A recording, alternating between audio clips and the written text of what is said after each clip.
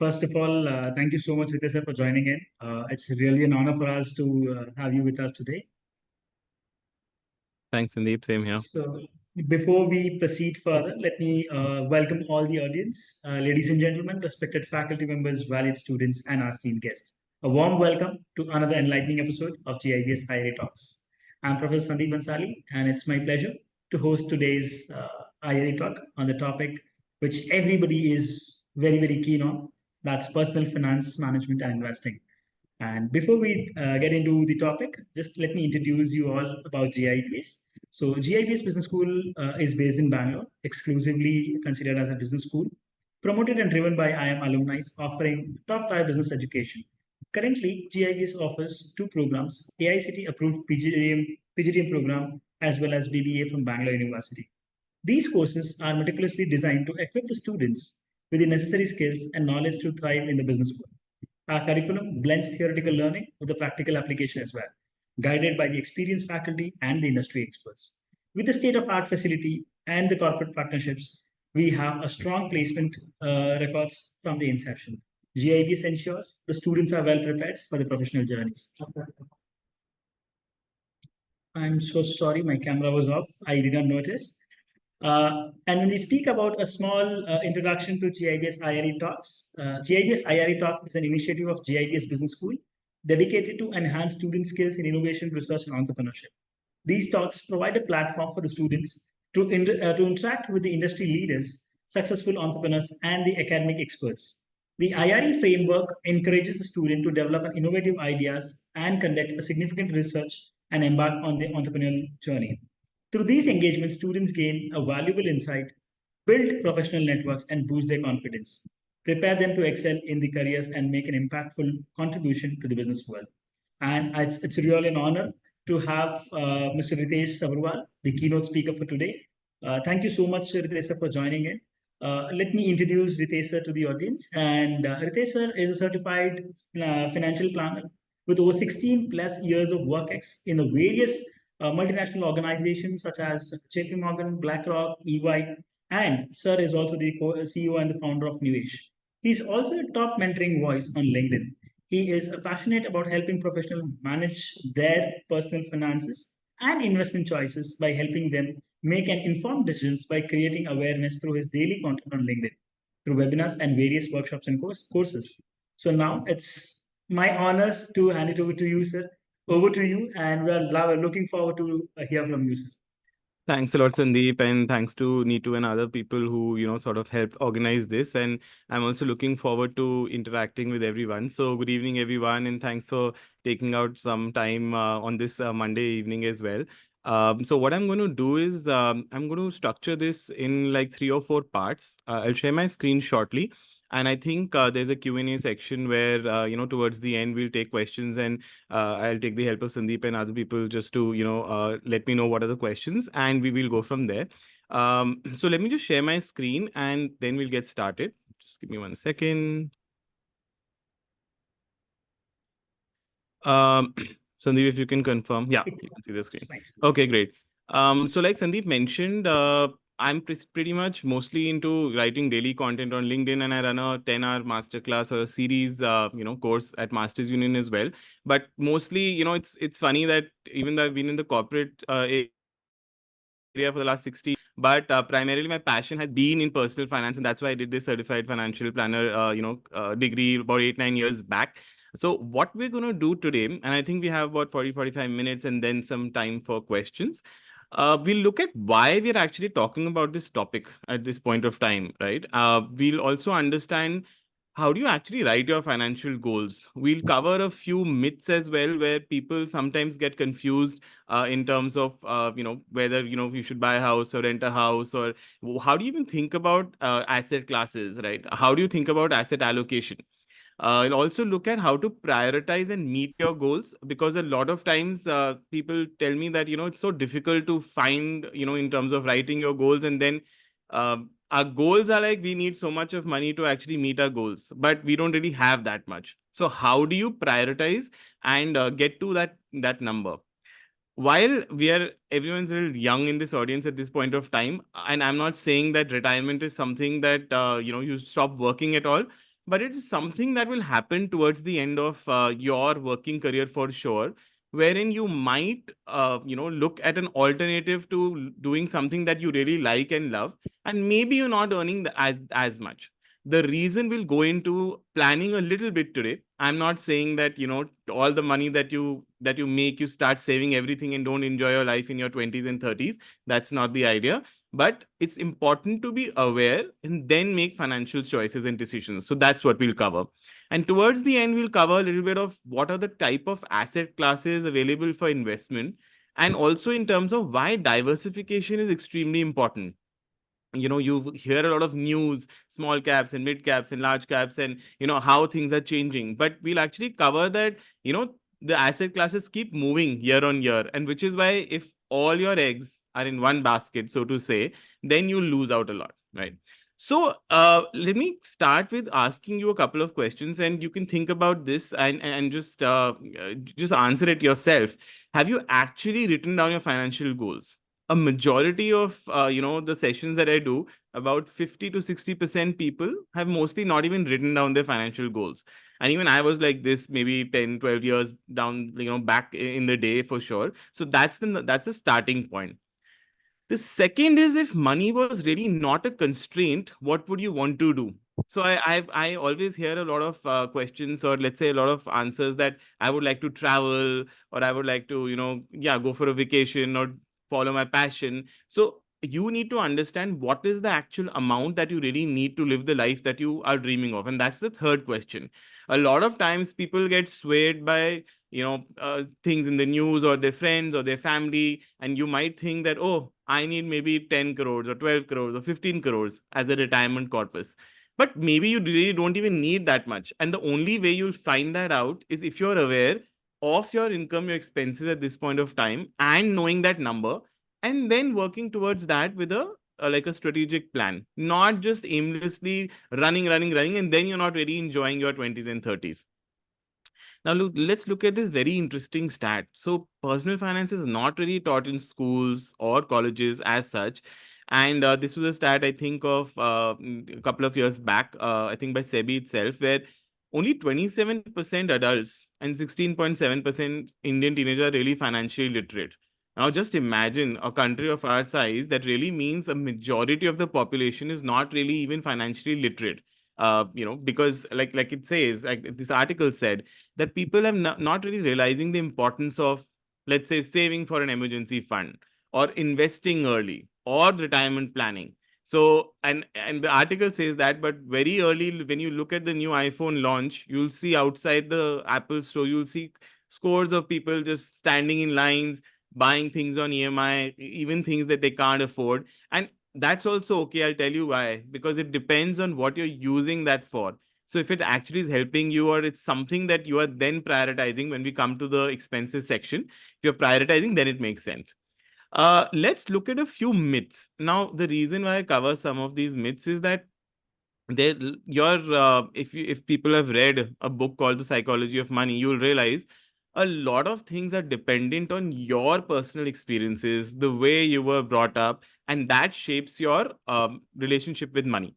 So a lot of times people say equities are very risky, stocks and mutual funds, I'd rather just put my money in real estate or gold, etc. But if I look at a long term, like the last, let's say since inception, like it says here, then on an average, Nifty is one of the indices that we have on our stock market, the Sensex and the Nifty. Nifty 50 is about 50 stocks. The returns are pretty much between 12, 13.5%, a CAGR, which is a compounded annual growth rate. And that's how it's progressed. Of course, these are past returns, so there's no calculating that these will exactly mirror, but the idea is that a long term. So I'll give you another statistic based on a last 20 years, data points. If you've invested at least for 7 years in the market, your probability of losing money is 0%. And the longer that you are staying in the market, your probability of making 7, 8, 10% returns goes up exponentially. Of course, if you look at the line here, it says, remember, it was not 13.5% every year. Every year. Which is why we'll come to goal planning, when we come to that. Now, if today you have to buy, let's say, a car in 2 years, and your car is, let's say, 10 lakhs today, you put 5-6 lakhs into a mutual fund or certain stocks today. Now that is a wrong strategy because your goal is short term, 2 years, let's say, and there's so much of volatility. You've just seen what happened the last week in terms of the markets and the elections. That's a strategy which may not come out to be successful, wherein then you have to put it into debt, which is, let's say, fixed deposits or debt mutual funds, and we'll come to that. The other myths, let's look at some of these. You may have heard some of these rules. And remember, there are a lot of personal finance rules, but don't take everything at face value. It all depends on your unique personal circumstances. So you must have heard this rule that asset allocation, 100 minus your age rule. So let's say you're 30 years old. So 100 minus 30 is 70. So the rule says 70% of your money can be in equity and 30% is in debt. Why? Because you're younger, so you can take risk. But now, how do you say that it's a one size fits all rule? What if I'm actually 30, but I can't take that much of risk? I have a lot of loans, etc. Maybe I can't put 70% in equity and I put maybe only 50%. So therefore, this rule does not apply to me. And on the other side, again, it doesn't apply where I have aggressive goals. Maybe not 70, I need 90%, right? Another one of those rules was this follow the 50-30-20 budgeting rule. And we'll come to that in the budgeting section, but which basically says that 50% of your income should be in your needs. And we'll come to what needs are. 30% in your wants and 20% if you're saving, it's fine.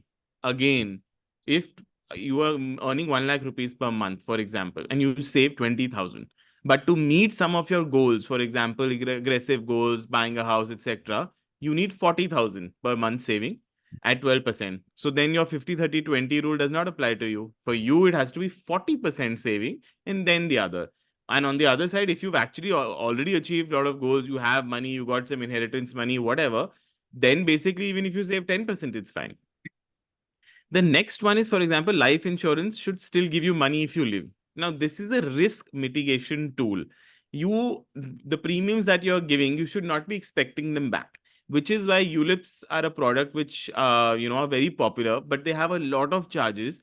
And eventually, over a long period of time, their IRR, which is the internal rate of return, assume just the yearly return, is not more than 5 to 6%. So life insurance, it's not, something that you should get the money back. Investing is not equal to stock picking. Some people say, oh, I can't invest, all my money is in FDs because I don't know which stock, how to choose stock, how to choose mutual funds. So, how to choose stocks specifically. So investing is not only stock picking. There's a mutual fund portfolio that you can build. Mutual funds are nothing but there's one fund manager. He takes all the money of the retail investors and the institutional investors and then puts them into various stocks depending on the research. The next one is health insurance can be taken later since I'm healthy. Of course, that's what we all think when we are 25, 30, 35, that we're healthy, so we don't need health insurance. And even though your company may provide you a health insurance, a lot of time there are a lot of clauses like co-payment clause, sharing clauses, etc., which you're not aware of. Also, assume today was your last day in your company and your next company you're joining after 2 weeks. And if by chance something happens during the next 2 weeks, you are not covered by any insurance if you don't have a personal health insurance policy. So imagine if you have to pay a bill of, let's say, 5 lakh or 10 lakhs, God forbid, then all your money that you were saving for all those goals in 1 minute goes away because, someone's in the hospital. You're not going to think, oh, I wanted to go to that vacation in Europe for 5 lakhs. I can't take out that money. You'll take it out there only, right? Which is why health insurance as an individual health insurance is extremely important. The last one, equities are risky and fixed deposits are the best. There is no best or worse. It all depends on your risk profile and your asset allocation. For some people, FDs work because they need regular income. They don't want any risk. They're okay. They don't need high return, even though your entire FD interest is fully taxed as per your slab. So these are some of the myths that you should not follow blindly. Now, why do you really need to invest early? We all know that compounding works and compounding is the eighth wonder, etc. But let's take a very simple example of a simple question. So let's take an example that there were three sisters, okay? Let's say Priya, Riya, and Shreya. And they were all, so they were triplets. And what their father decided was, very nice father, that he decided that on their 20th birthday, he decided that every birthday he'll give them 50,000 till the time that they turn 65. So Priya, what she did was she started investing at the age of 20 itself. But she only invested for 9 years because she wanted to spend the money later. So she saved a total of 4.5 lakh rupees. And, so I said till the age of 65. So for 45 years, her money was growing. Then the second sister, she started at the age of 28. So 8 years later, she decided, okay, I'll start. Right. And she also invested 9 years. So 50 into 9, 50,000 into 9, again, 4.5 lakh rupees is what she saved. So the time given for her money to grow was 38 years. Now, Shreya started investing again at the age of 28, but she really wanted to invest a lot of money. So she invested, till the age of 65. So she invested for 38 years. So 38 into 50,000 is actually 19 lakhs. So the first sister only saved 4.5, second sister saved again 4.5, and the third sister saved 19. And the time given for her money to grow was 38 and 38. Now, the question to you is, which sister would have the most money at the age of 65? I mean, there's no live chat.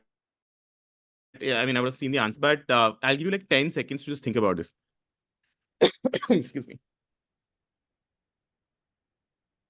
So Okay. my choice Yeah. would be option one, Okay. since it started a little early.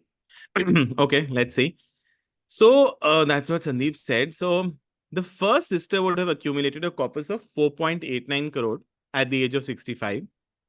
The second sister would have, got about 1.98, and the third sister would have got 3.05. So I think Sandeep is right. And a lot of times, again, I'm not looking at a live chat, but when I ask this question, at least 30% of the people say the third Third. sister because of the fact that she invested for so long and So 19 lakhs. But there's a very simple reason. It's all because of the compounding. Even if you don't want to look at this entire graph, all you need to see is this green part.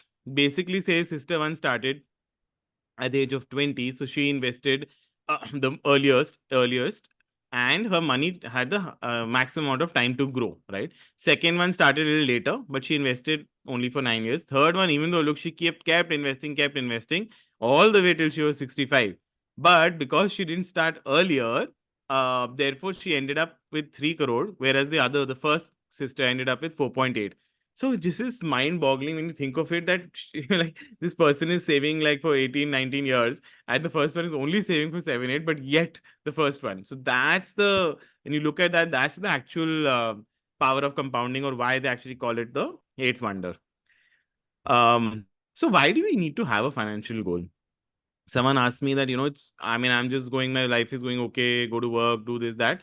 The point is that if you do not have an aim, right? If you don't know what you're investing for, then you're going to make all bad decisions. So, for example, if you earn 1 lakh, per month, and your expenses are, let's say, 60,000, and you save 40, how do you know, is 40 enough? Is it more? Is it less? How much do you really need to invest? Do you want to invest in a fixed deposit or a mutual fund? So what majority of the people do is they'll just say, 10,000 rupees I have extra. Let's just put it in SIP in this fund. But why? Why that fund? Is it for your short-term goal? Is it a hybrid fund? Is it a conservative fund, a debt fund, an equity fund, flexi cap? There are like some 2,000 mutual fund schemes. How are they deciding? They're not. They're just randomly picking it, looking at just past returns, right? That's why you need to have a financial goal. This is a very interesting quote from Warren Buffett, which he, when he said that risk comes from not knowing what you are doing. So, meaning, in classic example, when I started off, I got sucked into futures and options through some friends, long time back, 18 years back, etc. And I made a lot of mistakes, but I gained a lot of money in the beginning. Then I lost a lot of money because risk comes from not knowing. I did not know what the risks I was getting into, and therefore, looking at the ticker screen the whole day, and losing your peace of mind, etc. So, which is why, if you have a goal, now I'm not saying don't do futures and options. If you have an additional capital, or the 2%, 3% of your 100 rupees, you can play around with. You do what you want, learn new things, etc. But if you're putting 20, 30 rupees or 30% of your capital, then it becomes difficult. Now let's look at a very simple 3-step process to actually know how to write your financial goals. Okay. It's simple. You can do this while you're listening to this as well. If you've never done it, it's not going to take time. The first step is actually knowing what you want to plan for. So obviously there are some set standard goals like buying a car or a home or gadget or education. paying off debt, retirement, or vacation, marriage, or anything else. So the first step is you've decided what you want to plan for. The second is you have to know how much does it cost today. Okay, so if the car costs 10 lakhs, or let's say the house costs 2 crores, or the gadget costs 2 lakhs, for example. The third is how much time do you want to achieve this goal in? So let's say the car you want to achieve in 2 years, the home you want to achieve in 10 years, for example, or the gadget you want to achieve in 3 years. Once you've combined all these three, your goals will simply look like this. So for example, buying a car worth rupees 10 lakhs in 2 years. So 10 lakhs today, right? And we'll come to inflation, which no one can get away from. The second is, let's say, for example, you're buying a gadget worth 2 lakhs in 3 years. Let's say vacation 5 lakhs in 4 years. You've written all this down. You've got all your goals, for example. Now you go, I mean, this is just a snippet of one of the tools which I sort of run in the entire course, but this is something you can get online if you do it individually. But the idea is, if you look here, it's showing that for this person, for example, they had buying a car worth 10 lakhs in 2 years, a Yes. vacation for 5 lakhs in 4 years, down payment for a house 50 lakhs in 10 years, and buying a gadget, let's say, for 2 lakhs in 3 years. When you put a 6% inflation as an example, you will see that the car today at 10 lakhs actually costs 11.2 in 2 years. The vacation today, 5 lakhs in 4 years, costs about 6.3. So like this number which you see here at the end is all it's saying is based on different rates of return. Now, this is done specifically where if you have a longer term goal, you can put more in equity, so you'll get slightly higher return, like we looked at in terms of the markets, etc. But if you're looking at a shorter term goal, then you're looking more at our debt returns. But assume these returns are standard. So basically, if this person had initially put all his goals, into this tool, etc., they would understand that they need about 1 lakh rupees to meet all their goals. So for yourself as well, you looked at the 3-step process. You looked at all the 3, 4, 5, 6 goals that you have, and you looked at this is what you have in terms of the total savings that are required. Now you know what you need, but what do you have? That's the biggest question, which a lot of people forget doing in terms of their budgeting. And even I didn't do this for a long time because I thought, what's the point? So at least once as a pointer, in terms of understanding where you are, this is important. And how do you do this? There are simply two sides of this equation. One is income and one is expenses. And your expenses are definitely categorized into your needs and your wants. So your needs are something that you anyway have to do, whether you're staying on rent or you paying for phone expenses, fuel, cable, whatever, your housing, maid, cleaner, etc. So this is something that mostly you can't get rid of because this is required for survival, right? But then you have things like your wants. These are like eating out, partying, vacation, buying new gadgets, movies, etc. This is something, again, these are part of your wants. If you ever had to cut something, this is somewhere where you would likely cut some of those expenses if you were able to. Now, you need to analyze your budget. So when I say analyze your budget, let's look at this. For this similar example, for this person which was a live case, where the person had an income of 1 lakh per month. So let's say about 12 lakhs in the year. Their needs were about 28%. Let's just say 28,200. This is annual. So let's say 28%. Their wants were 16%. So their total expenses were already like 50%. And their current savings plus which they were already doing, all right, and surplus cash that they had was about 56%. So they could save about 56,300 from their income. So which is good. I think it's pretty good if you're saving 56% of your overall income, in terms of saving and then investing. That's good. But let's see if that works. Intuitively, you'll already know it won't work. Why? Because of the fact that, let me go back to this slide. Because how much did this person need based on all his goals? 1,02,636, for example. How much does this person have? 56. Obviously, there is a mismatch. So what the person will have to do, let me come back here. This. Now the person has to decide I'm buying that car worth 10 lakhs in 2 years. Maybe I can't afford that 10 lakh car. Maybe I can afford a 7 lakh car. Maybe I can only achieve it in 3 years. Okay, down payment for a house. I'm buying this 3 BHK for which the down payment is 50 lakhs in 10 years. But no, I don't think now I have to choose. I want the house in 10 years the same 3 BHK, then I need, so for 50 lakhs, what does it say? You need 41,606 every month. Now you decide what is more important to you. Can you not do the Europe vacation for 5 lakhs in 4 years and do an India vacation for maybe a lakh even in 3 years? Maybe do take a 2 BHK, reduce this down payment cost by 10 lakhs. Now, I am not going to decide, or no one can decide what is more important to you. So once you have revised your goals, that's when you realize that you're basically what has to happen is when you reduce this to 40 lakhs, for example, all of this number keeps coming down because you need lesser now. So if this number is almost equal to the 60,000 that you are saving already, that's where it matches and marries the two. What you need, what you have, that's where you can then go ahead from, right? Now you'll say that income is difficult to increase. I agree. Expenses are difficult to cut, which is why I said revising the goals. And again, let's just take a very simple example of this. So if you just do a simple audit of all the subscriptions that you have, all your OTT plus everything else. I'm not saying that now, don't get me wrong, when I'm saying cut your Netflix or your Prime subscription, but I'm just giving an example that again, if any one of those is not in use at all, for example, even this 2,000 which you won't even realize because it is getting auto debited from your card or your whatever it is, right? That just invested for 10 years at 12% in itself will give you about 4.5 lakhs rupees, right? Of course, there's inflation and someone will say the value of that. Whenever someone gives this argument, I always say something is better than nothing. Otherwise, you have zero. And again, I'm also not advocating. Someone asked me one day that, I go and have the Starbucks coffee for 340 or whatever it is. I mean, I should not be having it, right? Because if I save it and then SIP it, so I said, I don't talk like that. That's not the point. The point is, have your Starbucks coffee. If that's what gives you energy, you like the ambience, you like, your meetings you do there, etc. But now maybe you save a little bit more somewhere else where you're spending mindlessly. Let's say you're eating out or you're ordering, which you do from your food apps. Maybe that's 30,000 a month as an example. Maybe cut that down by 5,000. Have your Starbucks. Can't do all of the things in extreme. So you need to know, you need to be in balance and moderation. So as long as you control. And guess what? This is why financial planning is important, because now you knew the number.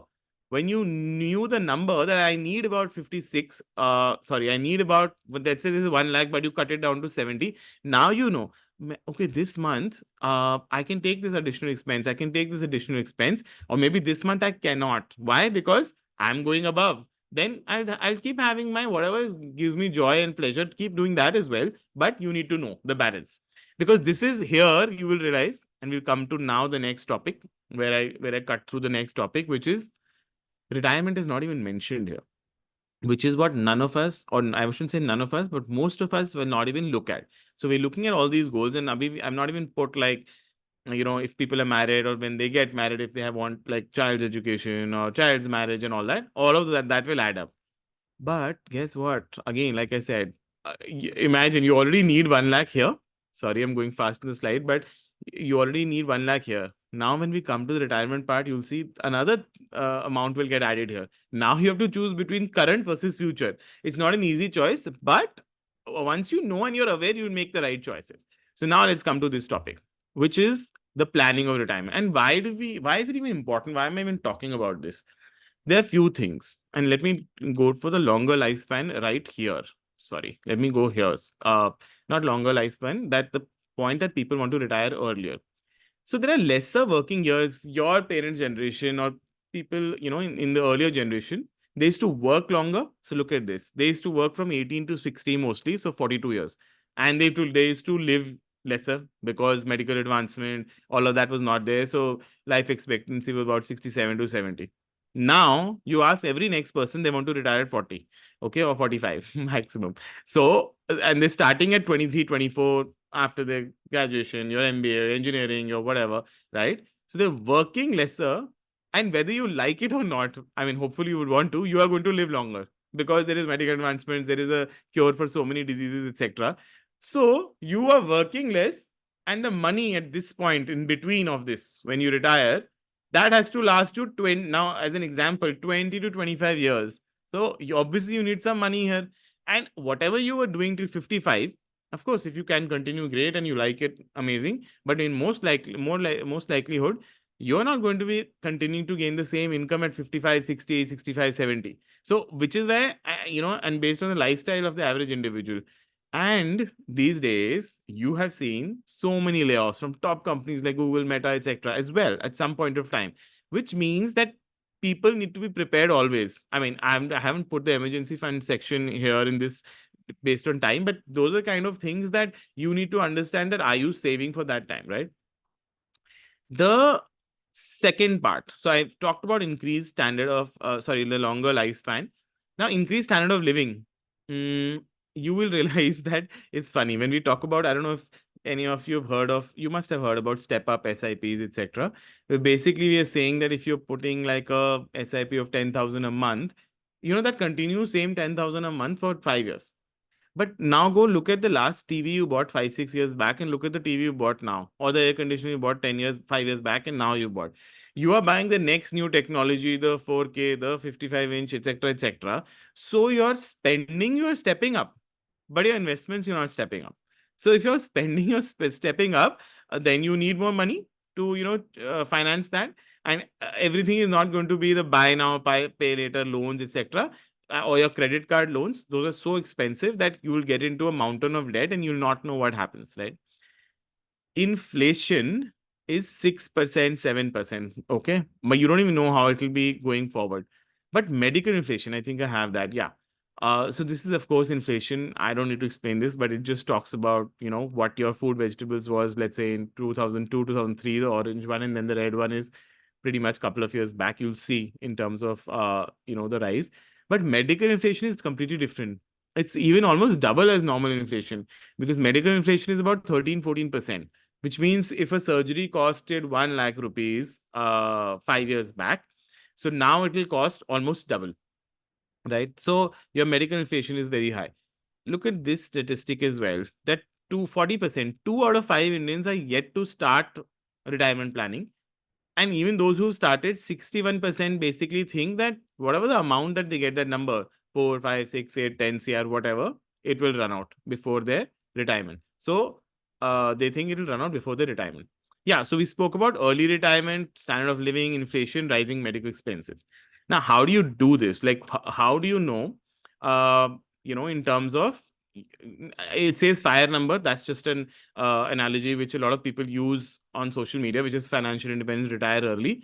There is no, in my opinion, frank opinion, in terms of the kind of expenses that we have and the kind of the time span that your money has to last you. I don't think anybody's retiring at 40 unless you get like a large, payout, or you make like some, I don't know, huge amounts, in your stocks, etc. But one thing here is to understand, how do you actually, what do you call, what's the number? What's your retirement corpus?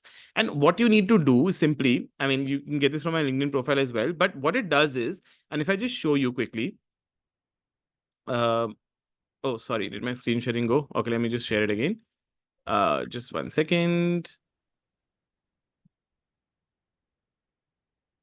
Just a second, okay? Because I wanted to. Okay, I think my other Excel is not working, but the PPT is back, right? Anyway, I'll tell you what it means. If you if you just download this tool, etc., or you just go to any online, this is assuming, let's say there's a person who's 25 years of age, wants to retire at the age of 55 and will live till 85, has about 50,000 monthly expenses today, okay, which means by the time that they're 55 and they want to retire, it will be about 3 lakhs based on 6% inflation. Assume whatever the money that they're getting right now, investing right now, they're getting 8%, because I'm saying as an average equity and debt. And assume that post 55, the money that the returns that they gain will be about 6%, because once you've retired, you'll put it more into safer assets, fixed deposits, etc. Based on that, this person will realize that the amount that they need at 55 is 7.9 CR. So 7.9 CR is what they need to continue between 55 and 85 for the money to last them for 30 years. And here, what they'll also realize is, to get that 7.9 crore at 8%. Now, 8% is what I assume that they're making on their money now till the age of 55. They need to invest about 53,000 every month, and they'll make that 7.9. If they get 10%, then obviously they have to invest a little lower, 34. And look at this graph or the table on top, it's the same. Every 5 years that the person delays, okay, so 53, they had to save now for the retirement. If they're like, okay, forget it, I don't want to talk about retirement till I'm 30. Okay, now they need to save about 83. Another 5 years, let's say 134. So in between 10 years, it's almost triple. And while it may seem okay, but when you're 40, you have other expenses, you have other goals based on your normal expenses. So out of that, you still, if you have to take out 2 lakh to 28,000 as an example, just to meet that 7.9 crore, it will be difficult. Now, here is where I was talking about earlier in the example. If you remembered, 1 lakh was required for all the goals, 60,000 the person had around. Now add another 53,000 to that 1 lakh. So it's 1 lakh 53. Of course, that 1 lakh we're going to, when we actually do this, we'll revise the goals and we'll get it down to, let's say, 60. Now you have to, now I'm not saying you need 7.9 only. Now it depends on, I said, monthly expenses of 50,000. Now you'll either have to lead a lifestyle, again, choice. You want to live in luxury, go to 5-star, hotels and travel the world when you're retired, or you want to do a hobby, etc. That's one. And how that will get decided is that how much corpus that you actually have to keep, because you need to keep withdrawing every month once you retire. So this is where the retirement part of it specifically comes into play. Now let me get to the last section. I think another 8-10 minutes is what I'll take till about 5:45. Let's look at this. This was in 23, where Jeffries had done this research that where do Indians actually invest? So out of, it was March 23, out of almost US 11 point, let's say $1 trillion of Indian household assets, it's interesting. I mean, you would know this or maybe not, but only 4.5-5% is invested in equities, which basically means mutual funds or stocks, etc. 50% it was in property, which people love in India, and gold was about 15.5%. Then your FDs, your insurance funds, pension funds, etc. Now the idea is, remember that if you, like we discussed in any of these, when you look at any of these, let's go here again. The rate of return that you need determines the SIP, right? Here or the earlier slide as well. So the point is that if some portion of your money is not invested in equities, then you're always making 6, 7, 8%, along with FDs are fully taxed. According to your slab, mutual funds, long-term capital gain is there over a year, for example, at 10%. So the point is that if you don't have some amount of mix of equities, it will take you much longer to meet your goal. It's simple mathematics. If I am saying this, anybody is saying this online or anywhere, that's what you'll get. Where 100 rupees, you do a future value formula, you will know that at 8%, you will, or at 8%, you'll have a certain number. At 10, 12%, you'll make more. Now, this is where your asset allocation also comes into play. So let's look at some of the asset classes available for a retail investor. I wrote cash because cash is almost like, and it's 0% actually, because you're not returning any money for you. So if you actually have cash, it makes no sense. But when I'm talking about cash, I'm also saying, let's say, savings account. So look at this. Your savings account gives you about 3.5 to 4% return. Yeah. And inflation is at about 6.5%. And any money over rupees 10,000 is also taxed, in your savings account, any interest that you get over 10,000 a year. So firstly, you get 4%, then 4 minus 6 is -2. Then another, let's say, taxation, 10%, for example. So you're making negative real return, it's called, if the money is in savings account. But again, I don't mean don't put money in savings account. For your emergency fund, yes. For your liquid cash, liquid funds, yes. Now let's look at fixed income. Now that's when I was talking about fixed income, cash and fixed income. But when I look at fixed deposits, for example, or let's say debt funds and fixed deposit, 6, 7, 8%, 7%, maybe it will give you. But again, FDs are fully taxable. Now debt funds is a huge, category. Again, you have short-term, medium-term, long-term bonds, long-term government bonds, corporate bonds, credit risk bonds, etc. So again, you need to do your due diligence and figure out how much exposure. And I'll come to, when you look at, if you have, everyone should know, and this is another exercise you should do. If you have 100 rupees, 100 rupees is a figure, but let's say whatever your portfolio is, your net worth is, you should always know how much is invested where. It's 60% in equity, 40% in debt, 10% in cash, 10% in gold. You should always know, because that's how you do your asset allocation and you rebalance your portfolio. Maybe equity went up a lot in the last 1-2 years, for example, and your allocation was 60%. Now it's become 70% because the value of equity went up, right? Real estate REITs, again, this is again, I can't cover it in this session because this is a full session, but you have to decide in terms of, if you really looking at residential real estate, rental yield is the concept, which, basically means that, let's say you have a house of, let's say, 2 crores, okay, and you get a rent of whatever, 50,000 per month. So that's about 12, 5, 66 lakhs in the year. So 6 lakhs divided by 2 crores. So your basic rental yield in residential real estate is about 3 to 4%. That's also at a higher.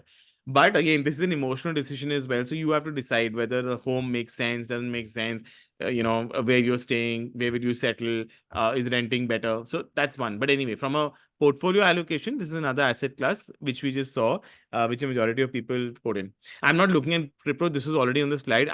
Again, risk comes from not knowing what you're doing. We never invested in this or recommend this. If you understand and you have capital to play with, and little bit of 5% that you want to, please go ahead. But that's, again, you have to look at your asset allocation and your portfolio risk. Fixed income we spoke about. Gold, again, now interesting. The couple of categories. So you do have physical gold, you do have gold bonds, etc. But you have sovereign gold bond, which are recent addition couple of years back. Now those are interesting because they give you a fixed 2.5%, I think, return as well. Again, they're pegged to the price of gold. If you hold for 8 years, there's absolutely no capital gain, so you get zero capital gain tax. And you don't have any risk of storage or anything like that. So it is an interesting option if someone wants gold exposure. Again, if you have a wedding, if you have something, of course, jewelry you're going to use and wear and all that. So I'm not confusing that you should not buy that in only SGBs, but that's just one option. Now we come to equities. This is where, now these are just past, historical returns. Again, not indicative of anything in the future, but you look at mutual funds. Now you have to decide based on your goals. And, this is just one webinar where I'm doing, but I do a full course. But the essential part of that is you have your short-term goal, let's say 0 to 3 years. You have your medium-term goals, let's say 3 to 6 years or 3 to 7, and then your long-term. So you need to match the kind of mutual fund or the type of mutual fund to your risk appetite as well as your goal. So you're not going to be putting into a small cap fund if you have to take out your money in 4 years and buy that car, or go on a vacation in 4 years to Europe. You're not putting in a small cap fund, and I'll show you why in one of the last slides, I think in the next slide, why you're not going to put it. Alternative assets are, again, your art and your NFTs and things like that, which a lot of people, they're not so common, which you don't do. There are subsections to all of these asset classes as well. So you'll have REITs in real estate, or like I mentioned, in gold as well. But these are something that someone needs to be aware of and then make choices. Now, if you're going to just, for example, one of the biggest mistakes, if you're going to mix insurance and investing and just put it in ULIPs, and that's something that you're thinking you're getting return, but you're not. Now, this is the last part, this is the last part. The reason why, and I just picked this up from one of my LinkedIn posts as well. Maybe if you can't read properly, I'll just tell you the summary. This is one of this asset allocation quiz that Mint does. The idea, you'll not be able to read fully here, but I'll tell you what it means. They're basically done a return of the asset classes for the last 10 years based on every asset class. So your equity, your large cap, mid cap, small cap, your real estate, your gold, your debt, etc. Now, interestingly, in this from 2013 to 2023, small caps have been number one in 5 out of 10 years. Okay, which means great. I should invest in them. That 5 out of 10 times they've got the best return. And returns range from 59%. You'll not be able to read, maybe 32%, 62%. Great. But in 4 years, they also gave minus 1.8 to minus 23.5% returns here. So it is 2018. Assume in 2017. Okay, let's look at this example. 2017. You had a goal that you want to buy the car or the vacation in 2020, for example, and you put 80% of your money in small cap stocks or mutual funds. Year 1, minus 23%. Year 2, minus, I can't read, but 6-7%. Then year 3, it is giving a higher return. But assume that you had to take out your money here. You don't know what's going to happen in year 3, which is this, I think post-COVID, post-March or whatever it must have been, where majority of the returns came. Now you don't know. So now, just because someone is saying, oh, let's buy small caps, and your friend did it, and your uncle or relative said, no, this is what is going to go up, and you've not thought of it basis your goals, you'll go wrong. Now, large caps sometimes are given the flags to say that, the active fund managers are not beating. But again, they're top 3 in out of 6 out of 10 years. Or real estate is in the bottom 5 in 9 out of 10 years. Of course, real estate has a little cash component which is not covered by the RBI's HPI index. Sorry. Gold, again, top 2 in 4 out of 10 years. So it can be a little bit of a hedge, right? But anyway, the central point is that no single asset class is up or down any one year.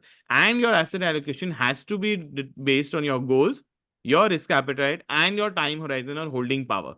If you know these 3 bases, what we had sort of discussed, which is just an initial introductory part of it, but if you know how, where you are, you know your aim, and I'll probably conclude with the last part of it, what we learned. So this is a recap, because I know there was time for questions. Now, if you understood, the idea is to become aware, know your goals, know what you're aiming for.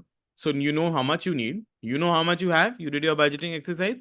After that, you revise and say, oh, okay, not this, I'll prioritize. You come to a number. Now you look at retirement as well and figure that out, because you have to have certain amount. You have to start saving for that.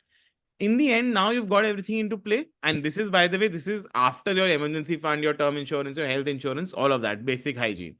Now you look at asset classes. Now, where should I invest? Equity is good, debt is good. I pick the equity or the mutual funds or debt, etc., based on my goals. Once I do that, then I revise, review, monitor every year or whatever the frequency, and then go ahead from there. So yeah, this is basically the crux of, this is like a lot of things put in just 45 minutes, but I hope it gives you a clearer picture in terms of at least your initial understanding and how to go about it.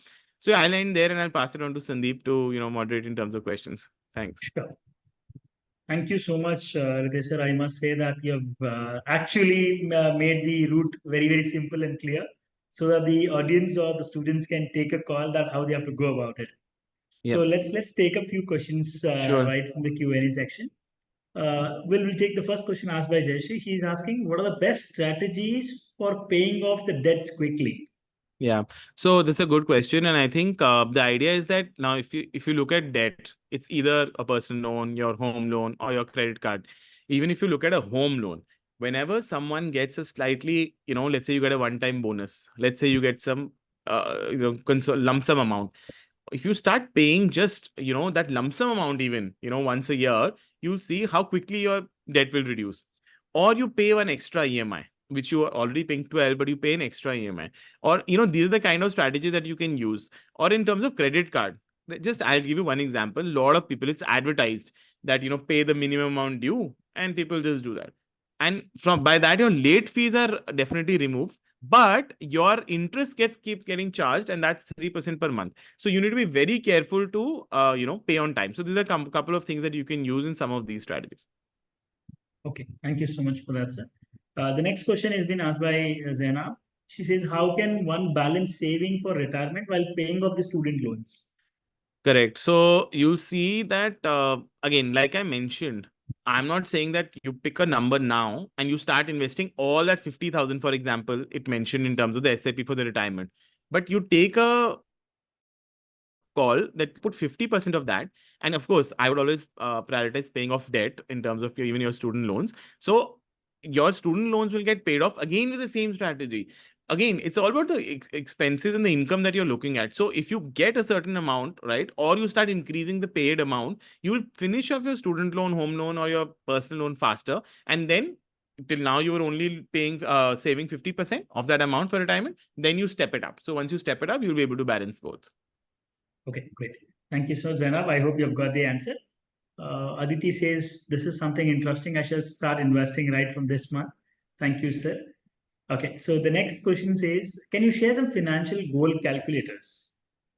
So, on my LinkedIn profile, once you go there and there is a link there, I think you will definitely get a retirement, the tool that I showed you, and a couple of other ones, the emergency fund and the asset allocation one. But yeah, soon I'm actually coming out with some of these. But yeah, we can do that as well.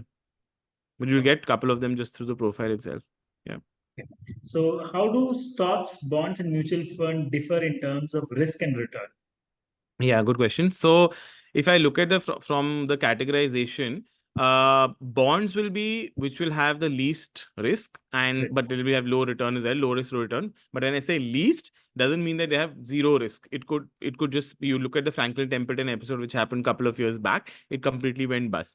Then we look at mutual funds because they're diversified and the fund manager invests in many different stocks. The risk is slightly lower, and the return is again moderate to high depending on the kind of fund.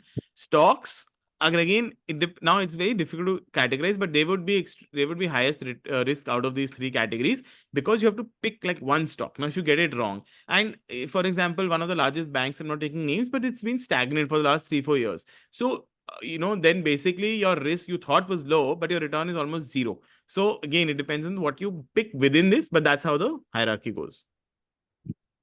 So the next question is, how can someone effectively plan a major life expenses like buying a car, home, or paying for education? The answer is actually exactly what we just discussed, because once you know the goal and you know how much you need to save and how much you are actually you need to basically what's the SIP amount that you need and how much you're going to actually you have to save, that's how you'll be able to cover in terms of understanding. Again, now when you say education and home loan, etc., now you can't get into peer pressure just because everybody's buying a house at 25, 28. You get into buying like a 80 lakh loan you take at, let's say, 80,000 EMI, and you're earning only, let's say, 130. So if all your EMIs are more than 30 to 35% of your income, then you're doing something wrong, because you'll not be, I mean, you can pay it off, then you can't go for that vacation. You'll have to compromise everything else. So that's how you decide. How can one avoid some financial scams and frauds? Yes, simple. These are like as SEBI says or RBI says that don't share your personal information. Be aware, and even in scams, I'll give you one simple example. You should all know the rule of 72. So if you divide 72 by the rate of return, that's the amount of time your money doubles. So 72 divided by 6, which you get in FD, for example, money doubles in 12 years. But 72 divided by 12, your money doubles in 6 years. So if someone calls you, I'm calling from the ABC company, we have a guaranteed plan, etc. You invest this much right now, and you should be able to easily analyze, will I actually get this return? Is it doubling, triple? How is it possible? If then everybody would be putting their money in that if they're guaranteeing. That's how you avoid, because you need to be aware. So awareness will help you do that. So what are the benefits and drawbacks of investing in cryptocurrencies? Anyways, you said that that's not your cup of tea. No, But but I think anyways, it's simple that, again, if you understand, it's a very high risk, so of course it's not physical, you can't see it, all of that. But the point is that if you have 2%, 3%, 4% of your money, 5%, you want to play around and understand that, that's a different thing. But yeah, otherwise it's like a 2-hour session on just okay. So the yes says, what are some common mistakes people do when they're managing their personal finances? So common mistake number one, they don't plan their goals, so they don't know what what they're investing for, what they're saving for. Second, they'll do what other people are telling them to do. It's called confirmation bias. If today in your college or in your workplace, wherever, you hear someone say, "Oh, what, let's buy this stock because this one," you'll automatically go home and start doing that, because it's called confirmation bias. You should understand does it apply to you. Do you really need to buy this mutual fund? Does it align with your goals and your portfolio? Then. But if you get fast, because we all want quick money, get rich fast without doing anything. So that's the kind of mistakes you should avoid, basically. Is it good to invest in corporate bonds or mutual fund if our investment time is 2 years for the Now, short term, basically? yeah, again, it depends on the type of category of funds, because there are liquid funds, there are short-term debt funds. So all of those are okay to invest in for 2 years. But if you're looking at small cap, mid cap, large cap, for 2 years, it makes no sense if you're looking at equity mutual funds. And corporate bonds, again, have a risk, obviously, because in terms of, for example, the Yes Bank thing happened or things like that. So again, corporate bonds, again, I mean, I would rather say that it's easier risk free in terms of FDs up till 5 lakhs at least. Your money is secure. So yeah, if equity, do it for a higher period of time. Debt mutual funds can still be done because you have liquid funds, etc. You can do it. Sir, with a similar question, I would love to know one more thing. In case, what about if somebody wants to invest in, other than the liquid, if they want to go for arbitrage, anything as such, arbitrage funds? So arbitrage funds, etc., is more in terms of saving taxation, because what they do is they'll buy in the spot market, and then, which is the cash market, and then do a play between the spot market and the futures market. So there's hardly any risk, but there is some risk. But their taxation is taxed as equity because they have more than 65% invested in, they do it in equity. Equities. So if someone wants to take advantage of that, in terms of just the taxation and their holding, then maybe you should do arbitrage funds. But otherwise, if you're doing for long-term goals, etc., then it doesn't make any sense. Okay, thank you so much, sir, for that. Neetu is asking, am I planning to make a big purchase in the next 4 years? What type of SIP I should take? Okay, so if you're planning to make a purchase in the next 4 years, again, you mentioned in next 4 years, what type of SIP should I make? So 4 years again is slightly shorter term, but what you could do is in terms of hybrid funds. So you have hybrid funds, which is a mix of debt and equity, and there are conservative hybrid, which means let's say 75% of your money is in debt and 25% in equity, and aggressive hybrid, which is the opposite. So you could do a balanced fund where you know that in 4 years, if the market really goes down, but you have only 50% invested in market, so your value will not go down that much. So that's one idea that you can look at. Thank you so much, sir, for that. Sudapa Ghosh asked how to deal with student loan, and can you suggest some strategies? Again, I think I answered this. It's the same point that Same call. you have a certain amount in your loan, right? So now what you're paying every month, if you have a little bit of lump sum, or you get some certain amount of money, when you start earning, you start paying it off earlier. Remember, in a 20-year home loan or any loan, for example, initial years you are paying more interest, less principal. Later years you are paying more principal, less interest. So if in the, let's say your loan tenure is 20 years, if in the first 4, 5, 6 years you pay off more, you'll pay less interest. But now if your loan is anyway going to end in 2, 3 years, then there's no point of even paying it off, because you're paying more principal and not interest. So keep that in mind as well. Thank you, sir. Which asset class is the best for a person who have debts to clear?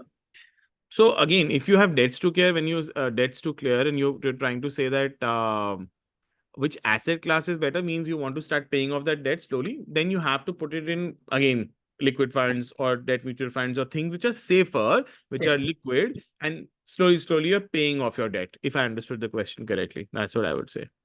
Okay. So we'll take up the last one question. Which is the best platform to invest? So there are multiple platforms. So if you're looking at stocks like Zerodha, Grow, and Angel One, there's so many of them, right? I can't say any one because I'm not affiliated to anyone. So it'll be wrong for me to suggest any one name. But you can go online, and if you want to invest directly, there are a lot of platforms there as well. Great. Thank you, sir. Thank you so much for all this. I want, if you could just little help us with the Nivesh as well, that what it is all about. If you could just help us with that as well, sir. You're talking about Nivesh? Yes, sir. So Nivesh was just one platform that I worked with, but I'll tell you what I'm doing now specifically. Okay. I mean, I'm actually, I've just launched my website as well, and I'm trying to. I actually do a 10-hour, full course in Masters Union, which is another BSchool as well, and trying to build this, repository of proprietary tools, like someone mentioned, like a gold plan retirement. So the idea is to get people, more aware and interested in terms of making those decisions, out of a place of awareness versus not. So that's basically the idea. And I think I did send Neetu like a link if people can share feedback. I don't know if you've shared that, or sorry, you share that in your email, I think. But yeah, I think that's the entire idea. And it's all. I mean, these questions were. One thing I have to say that I've done a couple of series, but not couple. I've done a lot of them in the last like 8 months. But the kind of questions that people had here as well means that they're already thinking about their personal finances, which is very encouraging to see. So. Thank you. Thank you so much, sir. I would love to extend my heartfelt gratitude for being with us today. I understand, despite being busy schedule, you have made us and helped all of us to understand financial independency, little better financial education, which is very, very key element of today's education system now. Thank you so much once again, sir. And I would also love to thank all the audience who have been part of this and being very, very active. Thank you so much. And you can certainly follow Ritesh sir on LinkedIn. I'm sure you will get a lot of answers for all your questions. So sir is very, very active in LinkedIn. I'm sure of it. So you can just post, in case if you have any queries, you can certainly post it on LinkedIn. I'm sure you'll be getting the responses. So do follow Ritesh sir and as well as GIBS for the further updates. And looking forward to learn even more from you, Ritesh sir. Thank you so much for joining us. Thanks a lot. Thanks, Sandeep, and everyone else for organizing this, and looking forward to engaging with everyone in the future as well. So thanks, everyone. Thank you. Thank you so much. Thank you.